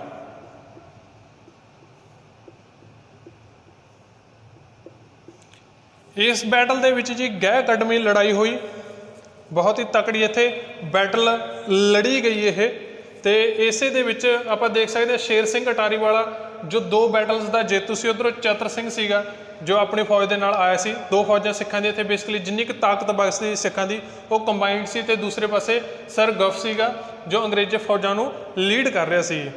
So both side सी जो इन्हां दे उपर बैटल्स के उपर दोहां साइडां उपर काफ़ी ज़्यादा बारूद यूज़ किया गया सीगा, बारूद यूज़ किया गया, रफलां यूज़ कीतियां गईयां, गोलियां चलियां इस बैटल दे विच। इस करके गुजरात नूं आलसो कहा जाता है बैटल ऑफ गन्स। यह क्वेश्चन बन जाता जी, तो पहला भी आया होयागा। बंदूकों की लड़ाई किहड़ी बैटल नूं बंदूकों की लड़ाई नूं बंदूकों की लड़ाई बोलिया जाता? गुजरात की लड़ाई नूं। विच battle is asked, which battle is called battle of guns? The battle of Gujarat 21 फरवरी 1849। हुण इस दे विच डिसीजन मेकर बैटल सी ते सिख फोर्सिस सीगियां वो जिहड़ियां सी हार गईयां ते सर गफ सी इहदे विच की हो गया सी, जित गया सीगा। ते इह डिसीजन मेकर होने दे नाल की है गुजरात इत्थे की सी जी, ढह गया। गुजरात ढहण दे नाल सारियां जो फोर्सिस सीगियां सिखां दियां वो एक इनकैपेबल प्रूव होंदियां होईयां। अंत दे विच जो बैटल्स दे नाल जो सिख फौज सीगी जिन्होंने महाराणी जिंदा खत्म करना चाहती सी वो खत्म हो गई। तो खत्म होने के नाल सिखां दे कोल लाहौर दरबार दे कोल कोई पावर ना रही तो तुहाडा सिख किंगडम सी जो खालसा दरबार सी वो ढह गया तो अंग्रेज़ों के हत्थ दे विच चला गया एक बहुत ही बनिया तनिया किंगडम पंजाब। तो लॉर्ड डलहौजी ने 29 मार्च 1949 नूं लॉर्ड डलहौजी इन्हें प्रोकलेमेशन कर दी पंजाब की। तो महाराजा रणजीत दलीप सिंह नूं सॉरी पेंशन ते दे के कह दिता, कहते तू लंडन जा चल ऐश कर, हुण असीं देखते हैं इत्थे की बनदा। तो ऑफिशियल रिकॉर्ड दे विच जी जो पंजाब सीगा उहनूं 5 अप्रैल 1849 नूं ब्रिटिश किंगडम दे विच मिला दिता। तो इसका नाम सी जो स्टेट का नवा नाम रखा गया द पंजाब। तो इस दे नाल के जी ये किंगडम सी जो एक रणजीत सिंह का स्टैबलिश किया 5 अप्रैल 1849 नूं अंग्रेज़ों के विच रल गया। तो स्टेट एक नवी बाहर आई उभर के जिन्हों बोलिया जाता द पंजाब। सो यह सी जी हिस्टरी जो अपने महाराजा रणजीत सिंह ते उहदे सक्सैसर की चली। इस तो बाद जो इन्हां दे आ जाते ने ज़्यादातर मूवमेंट्स अपनियां होईयां वो पंजाब दे विच जो होईयां खासियां मिलीटेंट एक्टिविटीज़ भी हुई ने इंडिपेंडेंस नूं लैके जां अपने लिए ज़्यादा इंपॉर्टेंट आ जांदियां ने वो गुरुद्वारा रिफॉर्म मूवमेंट आ जांदियां ने जो पेपर के पक्ष तो काफ़ी ज़्यादा इंपॉर्टेंट हो जांदियां ने। उन्हां दे बारे आपां जान लैंदे आगे। इन्हां दे विच एक आ जांदी नामधारी जां कूका मूवमेंट, ये भी एक इंपॉर्टेंट रही है। इन्हां दा जो मोहरी सी वो सी जां फाउंडर सी बाबा बालक नाथ। बट ये एक प्रोमीनेंट नेम जो सामने आया जिसने कूका मूवमेंट या नामधारी मूवमेंट एक बहुत ही उच्चे पद्धर पर लैके गया वो सी बाबा राम सिंह।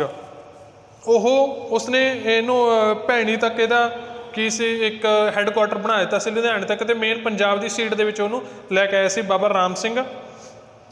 तो इस तो बाद जी जो राम सिंह सीगा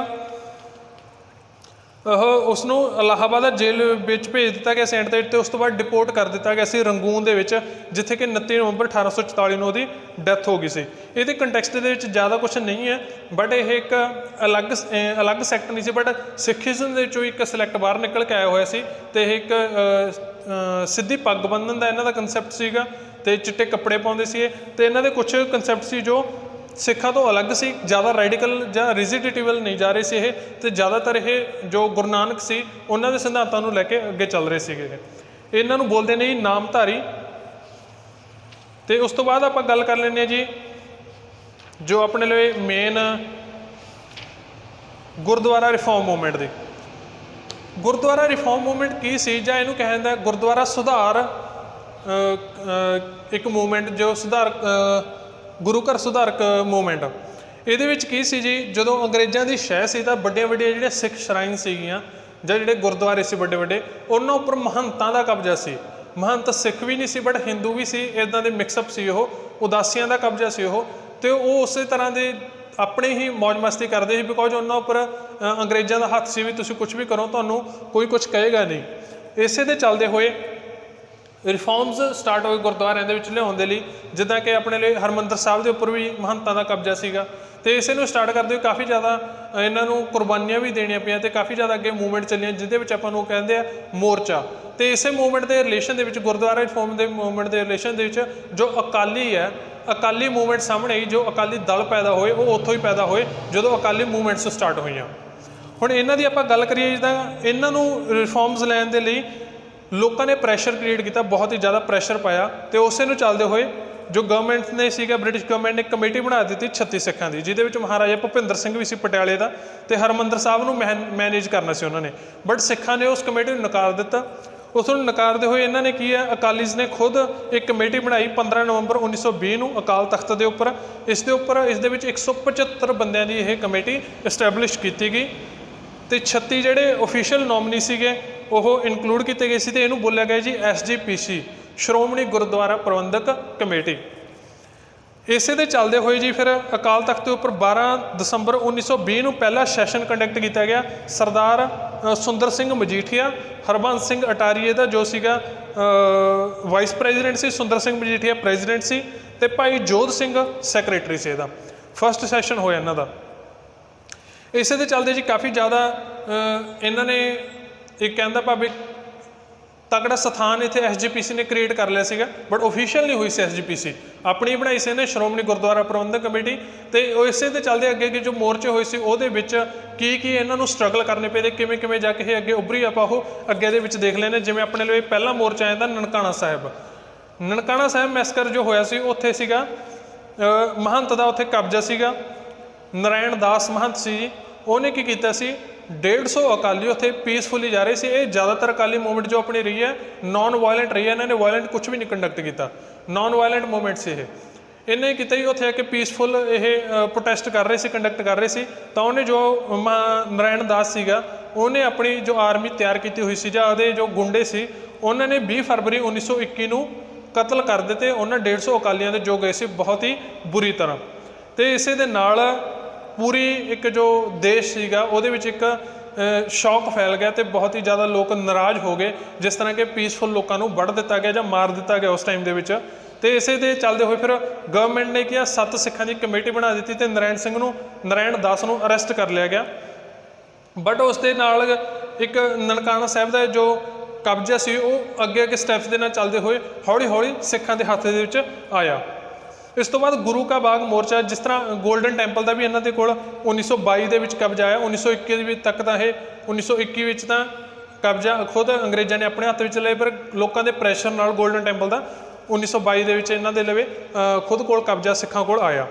उस तो बाद जी गुरु का बाग मोर्चा घुक्कियां वाली विलेज है, यह तजनाला असनील अमृतसर डिस्ट्रिक्ट के इत्थे जो लैंड सीगी उहदे नाल एक बाग सी जो 9th गुरु तेग बहादुर का स्टैबलिश किया हुआ सी। उसे दे विचों कुछ ने ਉਹਦੇ ਲਈ लंगर के लिए उतों दरख्त वढ़ लए सी, तो दरख्त वढ़न के नाल उत्थे की एक फौज जो पुलिस सीगी, पुलिस इन्हों के नाल सी महंतां दे, उन्होंने क्या उन्होंने अरेस्ट कर लिया ਜਾਂ कुटना स्टार्ट कर दिता। बट इस कंटैक्सट के विच जथे आने स्टार्ट कर दिते, जथियां ने दरख्त वढ़ने शुरू कर दिते, बट उन्होंने कुट्टिया जान लग्या बहुत ही बुरी तरह। तो ये काफ़ी टाइम 1 महीना 2 महीने 1.5 महीने वांगू ये गल चली, 1 महीने तक ये गल चलती रही। बट फिर जो लैफ्टिनेंट गवर्नर सी पंजाब का सर एडवर्ड मैकलेगन, वो पंजाब दे विच आया, उन्हें गुरु का बाग जो मोर्चा ही उत्थे साइट आके देखी, उन्हें वो साइट के जो बीटिंग वगैरह हुई सी जां इन्होंने कुट्टिया मारिया जा रहा से, आप पहला गल की नॉन वायलेंट मूवमेंट से, वायलेंट नहीं से, कुछ नहीं कह रहे थे, कुट खाई जाते थे, अगों बोलते नहीं से। उन्हें ये चीज़ रुकवाई, तो फिर नवंबर 1922 के विच गुरु का बाग मोर्चा सी जो जां वो गुरुद्वारे का प्रबंध सी वो सिखां नूं दे दिता गया। तो 1923 के विच जो गिरफ्तारियां हुई सी उन्होंने भी रिहा कर दिता गया। यह सी गुरु का बाग मोर्चा। इस तो बाद अपने लिए लास्ट तो इंपॉर्टेंट आ जाता है जैतो मोर्चा। जैतो मोर्चा बेसिकली पॉलिटिकल कंटैक्सट के विच स्टार्ट होया सी, बट एंड ते आके एक रिलीजियस बन गया सीगा। महाराजा रिपू दमन सिंह नाभे का, रिपू दमन सिंह उन्हें ਜੈਤੋ ਗੁਰੂ ਕਾ ਬਾਗ ਮੋਰਚਾ ਦੇ ਵਿੱਚ ਇਹਨਾਂ ਦੀ ਅਕਾਲੀਆਂ ਦੀ ਕਾਫੀ ਮਦਦ ਕੀਤੀ, ਬਟ ਅੰਗਰੇਜ਼ਾਂ ਨੇ ਧੱਕੇ ਦੇ ਨਾਲ ਉਹਦੇ ਬੇਟੇ ਨੂੰ ਪ੍ਰਤਾਪ ਸਿੰਘ ਨੂੰ ਗੱਦੀ ਦੇ ਉੱਪਰ ਬਿਠਾ ਦਿੱਤਾ ਅਤੇ ਉਹਨੂੰ ਲਹਾ ਦਿੱਤਾ। ਅਤੇ ਉਸੇ ਦੇ ਲਈ ਪ੍ਰੋਟੈਸਟ ਕਰਨ ਦੇ ਲਈ ਅਕਾਲੀ ਉੱਥੇ ਇਕੱਠੇ ਹੋਏ। ਇਕੱਠੇ ਹੋਣ ਦੇ ਨਾਲ ਉਹਨਾਂ ਨੇ ਕੀ ਹੈ, ਅਖੰਡ ਪਾਠ ਸ਼ੁਰੂ ਕਰ ਦਿੱਤਾ ਅਤੇ ਉੱਥੇ ਕਹਿੰਦੇ ਲਗਾਤਾਰ ਬਾਣੀ ਦੀ ਰੈਸੀਟੇਸ਼ਨ ਹੋਊਗੀ, ਅਤੇ ਬਟ ਉਹਨੂੰ ਆ ਕੇ ਪੁਲਿਸ ਨੇ ਬੰਦ ਕਰਵਾ ਦਿੱਤਾ। ਅਤੇ ਇਸ ਤੋਂ ਬਾਅਦ ਮੋਰਚਾ ਚਾਲੂ ਹੋ ਗਿਆ ਜੀ। ਕਹਿੰਦੇ ਸਾਡੇ ਵਰਸ਼ਿਪ ਹੈ ਜੋ ਤੁਸੀਂ ਉਹ ਕਰ ਨਹੀਂ ਦੇ ਰਹੇ, ਇਸੇ ਦੇ ਖਿਲਾਫ ਦੇ ਵਿੱਚ ਮੋਰਚਾ ਚਾਲੂ ਹੋ ਗਿਆ ਅਤੇ 500 ਦੇ ਅਕਾਲੀਆਂ ਦੇ ਜਥੇ ਆਉਣ ਲੱਗੇ ਅਤੇ ਉਹਨਾਂ ਦੇ ਨਾਲ ਮੋਰਚਾ ਉਹਨਾਂ ਨੇ ਬਣਾ ਦਿੱਤਾ, ਪੀਸਫੁਲ ਬਣਾ ਦਿੱਤਾ। ਬਟ ਉੱਥੇ ਗੋਲੀ ਚੱਲ ਗਈ ਅਤੇ ਗੋਲੀ ਚੱਲਣ ਦੇ ਨਾਲ 19 ਜੋ ਸਿੱਖ ਸੀ ਉਹ ਮਾਰੇ ਗਏ ਅਤੇ 29 ਕੀ ਸੀਗੇ ਜ਼ਖਮੀ ਹੋ ਗਏ। ਅਤੇ ਇਸ ਦੇ ਨਾਲ ਸਾਰੀ ਇੱਕ ਵਾਰ ਫਿਰ ਤੋਂ ਕੰਟਰੀ ਦੇ ਵਿੱਚ ਰੋਸ ਫੈਲ ਗਿਆ। ਅਤੇ ਉਸੇ 'ਤੇ ਚੱਲਦੇ ਹੋਏ ਫਿਰ ਇਹਨਾਂ ਨੂੰ ਕੀ ਸੀ, ਜੋ ਵਾਪਸ ਸੀਗਾ ਗੁਰੂ ਜੈਤੋ ਦਾ ਮੋਰਚਾ ਸੀ, ਜੋ ਰੈਜ਼ੋਲੂਸ਼ਨ ਦੇਣ ਦੇ ਲਈ ਇਹਨਾਂ ਨੂੰ ਇੱਕ ਐਕਟ ਬਣਾ ਦਿੱਤਾ। ਕਹਿੰਦੇ ਜੀ ਤੁਸੀਂ ਆਪਣੀ ਵਰਸ਼ਿਪ ਕਰ ਸਕਦੇ ਹੋ, ਰੈਸੀਟੇਸ਼ਨ ਕਰ ਸਕਦੇ ਹੋ, ਅਸੀਂ ਉਹਦੇ ਵਿੱਚ ਦਖਲ ਨਹੀਂ ਦੇਵਾਂਗੇ। ਇਹ ਸੀ ਜੀ ਜੈਤੋ ਦਾ ਮੋਰਚਾ। ਜੋ ਆਪਾਂ ਗੱਲ ਕੀਤੀ ਸ਼੍ਰੋਮਣੀ ਗੁਰਦੁਆਰਾ ਪ੍ਰਬੰਧਕ ਕਮੇਟੀ, ਉਹ ਬੇਸਿਕਲੀ ਬਣਾਇਆ ਗਿਆ ਸੀਗਾ ਸਿੱਖ ਗੁਰਦੁਆਰਾ ਐਕਟ 1925 ਆਇਆ ਸੀ, SGPC ਇਹਨਾਂ ਨੇ ਬਣਾਈ ਸੀ। ਬਟ 1923 ਦੇ ਵਿੱਚ ਇਹਨੂੰ ਕੀ ਕਰ ਦਿੱਤਾ ਸੀ, ਇਲੀਗਲ ਬਣਾ ਦਿੱਤਾ ਸੀ ਕਿ ਇਹ ਸਿਸਟਮ ਦੇ ਖਿਲਾਫ ਚੱਲਦੀ ਹੈ ਜੀ, ਅਕਾਲੀ ਇਹਨੂੰ ਲੀਡ ਕਰਦੇ ਨੇ, ਤਾਂ ਇਲੀਗਲ ਡਿਕਲੇਅਰ ਕਰ ਦਿੱਤਾ ਸੀ। ਬਟ ਇਹਨਾਂ ਦੇ ਲਗਾਤਾਰ ਚੱਲਦੇ ਹੋਏ ਇੱਕ ਪ੍ਰਯਾਸ ਦੇ ਨਾਲ, ਇੱਕ ਯਤਨਾਂ ਦੇ ਨਾਲ ਜੋ ਸਿੱਖ ਗੁਰਦੁਆਰਾ ਐਕਟ 1925 ਪਾਸ ਕੀਤਾ ਗਿਆ ਲੈਜਿਸਲੇਟਿਵ ਅਸੈਂਬਲੀ ਵੱਲੋਂ 9 ਜੁਲਾਈ 1925 ਨੂੰ, ਅਤੇ ਉਸ ਤੋਂ ਬਾਅਦ 1 ਨਵੰਬਰ 1925 ਨੂੰ ਕਹਿੰਦਾ ਆਪਾਂ ਲਾਗੂ ਕਰ ਦਿੱਤਾ, ਇੰਪਲੀਮੈਂਟ ਕਰ ਦਿੱਤਾ। ਅਤੇ ਜੋ ਸਿੱਖ ਗੁਰਦੁਆਰਾ ਐਕਟ ਸੀ ਉਹਦਾ ਨਾਮ ਰੱਖ ਦਿੱਤਾ ਗਿਆ ਜੀ ਸਿੱਖ ਗੁਰਦੁਆਰਾ ਪ੍ਰਬੰਧਕ ਕਮੇਟੀ। ਇਸ ਤਰ੍ਹਾਂ ਤੁਹਾਡੀ SGPC ਜੀ ਜੋ ਉਹ ਫਾਰਮ ਦੇ ਵਿੱਚ ਆਈ। ਇਸ ਤੋਂ ਬਾਅਦ ਆਪਾਂ ਇੱਕ ਮਿਲੀਟੈਂਟ ਮੂਵਮੈਂਟ ਦੇਖ ਲੈਂਦੇ ਜੋ ਪੰਜਾਬ ਦੇ ਵਿੱਚ ਸਟਾਰਟ ਹੋਈ, ਉਹ ਸੀ ਜੀ ਬੱਬਰ Akali movement.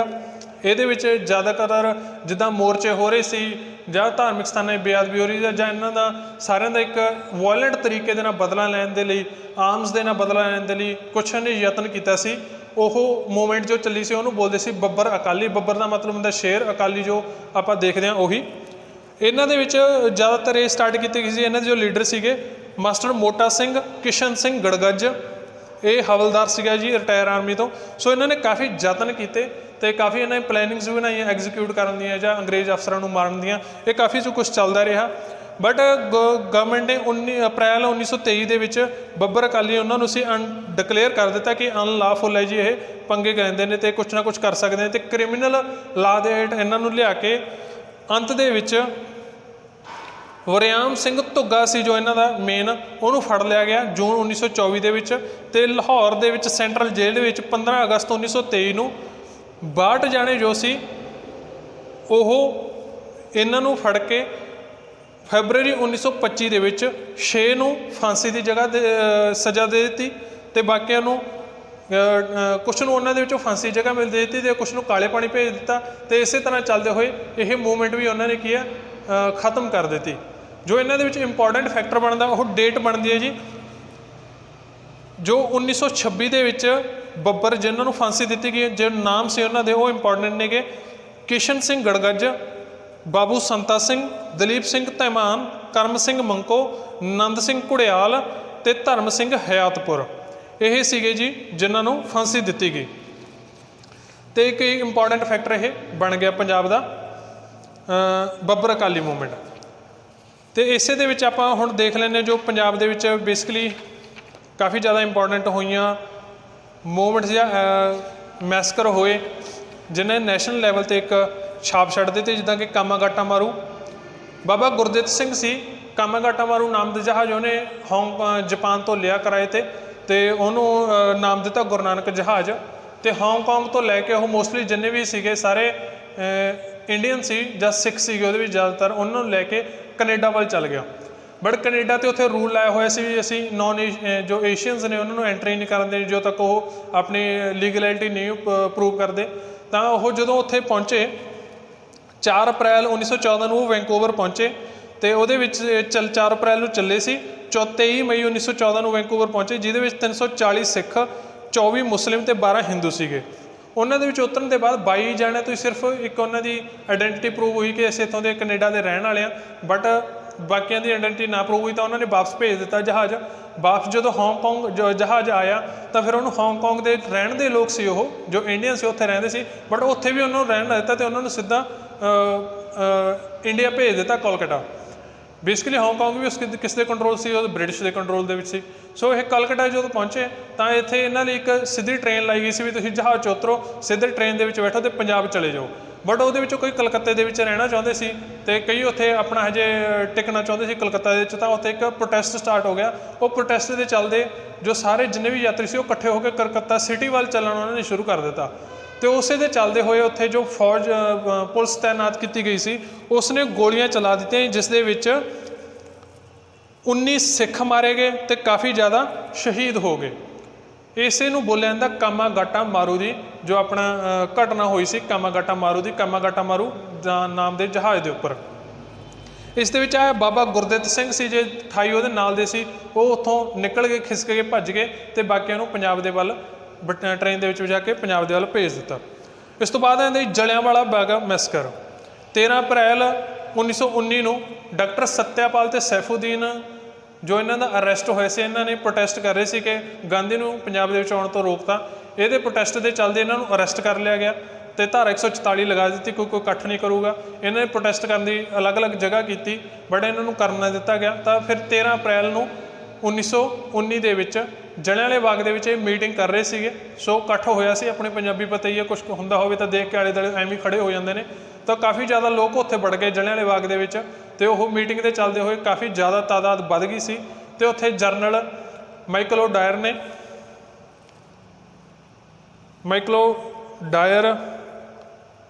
Brigadier General Reginald Dyer Michael Dyer ਨਹੀਂ, ਉਹਨੇ ਕੀ ਕੀਤਾ ਜੀ, ਆਪਣੀ ਫੌਜ ਲਿਆ ਕੇ ਉੱਥੇ ਉਹਨੇ ਫਾਇਰਿੰਗ ਸਟਾਰਟ ਕਰ ਦਿੱਤੀ ਅਤੇ ਉੱਥੇ ਫਾਇਰਿੰਗ ਲਗਾਤਾਰ 10 ਮਿੰਟ ਚੱਲੀ। 1650 ਗੋਲੀਆਂ ਉਸ ਦੇ ਵਿੱਚ ਚਲਾਈਆਂ ਗਈਆਂ, ਜਿਸ ਦੇ ਵਿੱਚ 1000 ਦੇ ਕਰੀਬ ਜੋ ਸੀ ਜਾਂ ਉਸ ਤੋਂ ਜ਼ਿਆਦਾ ਲੋਕ ਮਾਰੇ ਗਏ ਸਿਰਫ 10 ਮਿੰਟਾਂ ਦੇ ਵਿੱਚ। ਅਤੇ ਇਸ ਦੇ ਸੰਬੰਧ ਦੇ ਵਿੱਚ ਕਾਫੀ ਜ਼ਿਆਦਾ ਪ੍ਰੋਟੈਸਟ ਸਟਾਰਟ ਹੋ ਗਏ ਇੰਡੀਆ ਦੇ ਵਿੱਚ। ਈਵਨ ਕਿ ਰਵਿੰਦਰ ਨਾਥ ਟੈਗੋਰ ਨੂੰ ਜੋ ਨਾਈਟਹੁੱਡ ਦਾ ਸਨਮਾਨ ਮਿਲਿਆ ਸੀ ਉਹ ਵੀ ਬ੍ਰਿਟਿਸ਼ ਨੂੰ ਵਾਪਸ ਕਰ ਦਿੱਤਾ ਉਹਨੇ। ਅਤੇ ਕਾਫੀ ਜ਼ਿਆਦਾ ਪ੍ਰੋਟੈਸਟ ਚੱਲਿਆ। ਇਸ ਪ੍ਰੋਟੈਸਟ ਦੇ ਚੱਲਦੇ ਅਕਤੂਬਰ 1919 ਦੇ ਵਿੱਚ ਹੰਟਰ ਕਮਿਸ਼ਨ ਬਿਠਾਇਆ ਗਿਆ ਅਤੇ ਉਹਨੇ ਕਿਹਾ ਜੀ ਠੀਕ ਹੈ, ਡਾਇਰ ਨੇ ਮਾੜਾ ਕੀਤਾ, ਕਰਨਾ ਨਹੀਂ ਚਾਹੀਦਾ ਸੀ, ਪਰ ਚਲੋ ਛੱਡੋ, ਦੇਖਦੇ ਹਾਂ। ਉਹਨਾਂ ਨੇ ਇੰਨੀ ਗੱਲ ਕਹਿ ਕੇ ਸਾਰ ਦਿੱਤਾ ਅਤੇ ਉਹਨੂੰ ਕੋਈ ਸਖਤ ਐਕਸ਼ਨ ਜੋ ਡਾਇਰ ਦੇ ਖਿਲਾਫ ਨਹੀਂ ਲੈਤੇ ਗਏ। ਬਟ ਉਸ ਤੋਂ ਬਾਅਦ ਊਧਮ ਸਿੰਘ ਨੇ 13 ਮਾਰਚ 1940 ਨੂੰ ਲੰਡਨ ਦੇ ਵਿੱਚ ਜਾ ਕੇ ਕੌਕਸਟਨ ਹਾਲ ਦੇ ਵਿੱਚ ਜਨਰਲ ਡਾਇਰ ਨੂੰ ਮਾਰ ਕੇ ਜੋ ਜਲਿਆਂਵਾਲਾ ਬਾਗ ਦਾ ਮੈਸਕਰ ਸੀ ਉਹਦਾ ਬਦਲਾ ਲਿਆ ਜੀ। ਇਸ ਤੋਂ ਬਾਅਦ ਆਏ ਆਪਣੇ ਲਈ ਗਦਰ ਮੂਵਮੈਂਟ ਬੇਸਿਕਲੀ ਪੁਰਾਣੇ ਸਿਪਾਹੀ, ਕਿਸਾਨ ਜਾਂ ਕੰਮ ਕਰਨ ਵਾਲੇ ਜੋ ਬਾਹਰਲੇ ਦੇਸ਼ਾਂ 'ਚ ਰਹਿੰਦੇ ਸੀ ਉਹਨਾਂ ਵੱਲੋਂ ਸਟਾਰਟ ਕੀਤੀ ਗਈ ਸੀ। 20ਵੀਂ ਸਦੀ ਦੇ ਸ਼ੁਰੂਆਤ ਦੇ ਵਿੱਚ 1912 ਦੇ ਵਿੱਚ Hindu Association of Pacific Coast form ਕੀਤੀ ਗਈ ਬਾਬਾ ਸੋਹਣ ਸਿੰਘ ਭਕਨਾ ਵੱਲੋਂ ਅਤੇ ਇਹਨਾਂ ਨੇ ਵੀਕ ਨਹੀਂ ਸਟਾਰਟ ਕੀਤਾ ਹਿੰਦੁਸਤਾਨ ਜੀ। 1913 ਦੇ ਵਿੱਚ ਇਹਨਾਂ ਨੇ ਗਦਰ ਆਸ਼ਰਮ ਖੋਲ੍ਹਿਆ ਅਤੇ ਇਸ ਤੋਂ ਬਾਅਦ ਇਹਨਾਂ ਨੇ ਐਸੋਸੀਏਸ਼ਨ ਫਾਰਮ ਕੀਤੀ ਇੱਕ ਗਦਰ ਪਾਰਟੀ, ਜਿਸ ਦਾ ਇਹਨਾਂ ਨੇ ਹੈੱਡਕੁਆਟਰ ਰੱਖਿਆ ਸੈਨ ਫਰਾਂਸਿਸਕੋ ਦੇ ਵਿੱਚ। ਅਤੇ ਇਹਨਾਂ ਨੇ ਇੱਕ ਵੀਕਲੀ ਸਟਾਰਟ ਕੀਤਾ ਸੀ ਗਦਰ ਨਾਂ ਦਾ ਵੀਕਲੀ ਸਟਾਰਟ ਕੀਤਾ ਜੋ ਹਰ ਵੀਕ ਆਉਂਦਾ ਸੀਗਾ। ਸੋ ਇਸੇ ਕਰਕੇ ਇਹ ਪਾਰਟੀ ਕਿਸੇ ਗਦਰ ਦੇ ਨਾਮ ਦੇ ਨਾਲ ਮਸ਼ਹੂਰ ਹੋਈ, ਗਦਰ ਮੂਵਮੈਂਟ ਦੇ ਨਾਮ ਦੇ ਨਾਲ ਮਸ਼ਹੂਰ ਹੋਈ। ਇਹਨਾਂ ਦਾ ਬੇਸਿਕਲੀ ਕੰਮ ਕੀ ਸੀ, ਇਹਨਾਂ ਦਾ ਕੰਮ ਸੀ ਵੀ ਲੋਕਾਂ ਨੂੰ ਆਪਦੇ ਨਾਲ ਜੋੜ ਕੇ ਇੱਕ ਰੀਬਲ ਮੂਵਮੈਂਟ ਤਿਆਰ ਕਰਨੀ ਆ। ਉਹ ਮੂਵਮੈਂਟ ਪੀਸਫੁਲ ਨਹੀਂ ਹੋਊਗੀ ਬਟ ਉਹਦੇ ਵਿੱਚ ਅਸੀਂ ਕੀ ਆ, ਬੰਬ ਯੂਜ਼ ਕਰਾਂਗੇ, ਹਥਿਆਰ ਯੂਜ਼ ਕਰਾਂਗੇ। ਅਤੇ ਇਹ ਉਹਨਾਂ ਨੂੰ ਲੈ ਕੇ ਅਸਲਾ ਵੀ ਇਕੱਠਾ ਕਰਨ ਲੱਗੇ ਸੀ, ਬੰਬ ਵੀ ਇਕੱਠੇ ਕਰਨ ਲੱਗੇ ਸੀ, ਟ੍ਰੇਨਿੰਗ ਵੀ ਦੇਣ ਲੱਗੇ ਸੀ। ਇਹਨਾਂ ਦੇ ਵਿੱਚ ਸੋਹਣ ਸਿੰਘ ਭਕਨਾ, ਕਰਤਾਰ ਸਿੰਘ ਸਰਾਭਾ ਆਪਣੇ ਲਈ ਇੱਦਾਂ ਦੇ ਜੋ ਪ੍ਰੋਮੀਨੈਂਟ ਨੇਮ ਨੇਗੇ ਉਹ ਆਉਂਦੇ ਨੇਗੇ। ਫਿਰ ਇਸ ਤੋਂ ਬਾਅਦ ਜੀ ਇਹਨਾਂ ਨੇ ਕਾਫੀ ਜ਼ਿਆਦਾ ਜੋ ਵੀਕਲੀ ਸੀ ਇਹਨਾਂ ਦਾ ਚੱਲਣਾ ਸ਼ੁਰੂ ਹੋ ਗਿਆ ਅਤੇ ਬ੍ਰਿਟਿਸ਼ ਜੋ ਸਰਕਾਰ ਸੀ ਉਹ ਵੀ ਇੱਕ ਚੁਕੰਨੀ ਹੋ ਗਈ, ਜਦੋਂ ਉਹ ਰੋਕ ਨਾ ਸਕੀ ਉਹ ਜੋ ਵੀਕਲੀ ਚੱਲ ਰਿਹਾ ਸੀਗਾ। ਤਾਂ ਇਸੇ ਨੂੰ ਚੱਲਦੇ ਹੋਏ 1914 ਦੇ ਵਿੱਚ ਵਰਲਡ ਵਾਰ ਸਟਾਰਟ ਹੋ ਗਈ। ਤਾਂ ਇਹ ਕਾਫੀ ਜ਼ਿਆਦਾ ਜੋ ਗਦਰ ਦੇ ਮੈਂਬਰ ਸੀਗੇ ਇੰਡੀਆ ਦੇ ਵਿੱਚ ਐਂਟਰ ਕਰ ਗਏ। ਇੰਡੀਆ ਦੇ ਵਿੱਚ ਐਂਟਰ ਕਰਕੇ ਤਾਂ ਉਹਨਾਂ ਨੇ ਵੀ ਹੁਣ ਟਾਈਮ ਹੈ ਅਤੇ ਆਪਾਂ ਲੋਕਾਂ ਨੂੰ ਭੜਕਾ ਸਕਦੇ ਹਾਂਗੇ। ਇਸੇ ਦੇ ਚੱਲਦੇ ਹੋਏ ਉਹਨਾਂ ਨੇ ਕੋਸ਼ਿਸ਼ਾਂ ਕੀਤੀਆਂ ਕਾਫੀ ਜ਼ਿਆਦਾ, ਕਈ ਜ਼ਿਆਦਾ ਸਿੱਖ ਰੈਜੀਮੈਂਟਾਂ ਨੂੰ ਵੀ ਮਿਲੇ ਜਿਨ੍ਹਾਂ ਨੇ ਸਾਥ ਦੇਣ ਦਾ ਵੀ ਇੱਕ ਵਾਅਦਾ ਕਰਤਾ ਸੀਗਾ। ਬਟ ਇਵੈਂਚੁਅਲੀ ਕੁਛ ਕੁ ਲੋਕਾਂ ਦੀ ਗਦਾਰੀ ਨਾਲ ਜਾਂ CID ਦੇ ਨਾਲ ਜੋ ਮੇਨ ਲੀਡਰ ਸੀ ਉਹ ਗਦਰ ਮੂਵਮੈਂਟ ਜੋ ਰੀਬਲ ਸੀ ਉਹ ਤੋਂ ਸਟਾਰਟ ਹੋਣ ਤੋਂ 2-4 ਦਿਨ ਪਹਿਲਾਂ ਹੀ ਉਹਨੂੰ ਦੱਬ ਲਿਆ, ਗ੍ਰਿਫਤਾਰ ਕਰ ਲਿਆ ਗਿਆ, ਫਾਂਸੀਆਂ ਦੇ ਦਿੱਤੀਆਂ ਗਈਆਂ। ਤਾਂ ਉਸ ਦੇ ਨਾਲ ਸੀ ਇਹ ਗਦਰ ਮੂਵਮੈਂਟ ਠੰਡੀ ਪੈ ਗਈ ਅਤੇ ਜਿਨ੍ਹਾਂ ਦੇ ਜੋ ਬਚਦੇ ਖੁਚਦੇ ਲੋਕ ਸੀ ਉਹ ਵੀ ਬਾਹਰ ਨੂੰ ਫਿਰ ਦੁਬਾਰਾ ਭੱਜ ਗਏ। ਈਰਾਨ ਦੇ ਵਿੱਚ ਇਹਨਾਂ ਨੇ ਫਿਰ ਤੋਂ ਉਪਰਾਲਾ ਕੀਤਾ ਇੰਡੀਅਨ ਫੌਜ ਇਕੱਠੀ ਕਰਨ ਦਾ, ਅਤੇ ਬਟ ਜੋ ਬਾਕੀ ਦੂਜੇ ਦੇਸ਼ ਸੀ ਉਹਨਾਂ ਵੱਲੋਂ ਕੋਈ ਮਦਦ ਆਉਣ ਦੇ ਨਾ ਕਾਰਨ ਇਹ ਮੂਵਮੈਂਟ ਉਸੇ ਟਾਈਮ ਖਤਮ ਹੋ ਗਈ। ਇੱਕ ਮੂਵਮੈਂਟ ਇਹ ਕਾਫੀ ਤਕੜੀ ਸੀ ਬਟ ਇਹਦਾ ਇੰਪੈਕਟ ਜੋ ਸੀ ਉਹ ਬਣਿਆ ਰਹੇਗਾ ਇੱਕ ਹਿਸਟਰੀ ਉੱਪਰ। ਬਟ ਇਹ ਕੁਛ ਅਕਵਾਇਰ ਜ਼ਿਆਦਾ ਨਾ ਕਰ ਪਾਈ। ਸੋ ਬੇਸਿਕਲੀ ਆਪਣੇ ਲਈ ਇਹ ਪੰਜਾਬ ਦੀ ਹਿਸਟਰੀ ਹੈ ਜੀ। ਇਸ ਤੋਂ ਕੁਛ ਜ਼ਿਆਦਾ ਬਾਹਰ ਆਈ ਡੋਂਟ ਥਿੰਕ ਕਿ ਆਏਗਾ। ਜੇ ਅਗਰ ਤੁਹਾਨੂੰ ਲੱਗਦਾ ਵੀ ਹੋਇਆ ਕੋਈ ਟੌਪਿਕ ਤੁਸੀਂ ਦੱਸਣਾ ਚਾਹ ਰਹੇ ਹੋ ਤਾਂ ਤੁਸੀਂ ਉਹ ਸਾਨੂੰ ਮੈਸੇਜ ਕਰ ਸਕਦੇ ਹੋ, ਕਮੈਂਟ ਸੈਕਸ਼ਨ ਦੇ ਵਿੱਚ ਦੱਸ ਸਕਦੇ ਹੋ। ਅੱਜ ਦੀ ਕਲਾਸ ਇੰਨੀ ਹੈ ਜੀ। ਨੈਕਸਟ ਲੈਕਚਰ ਦੇ ਵਿੱਚ ਆਪਾਂ ਫੇਰ ਮਿਲਦੇ ਹਾਂ। ਧੰਨਵਾਦ।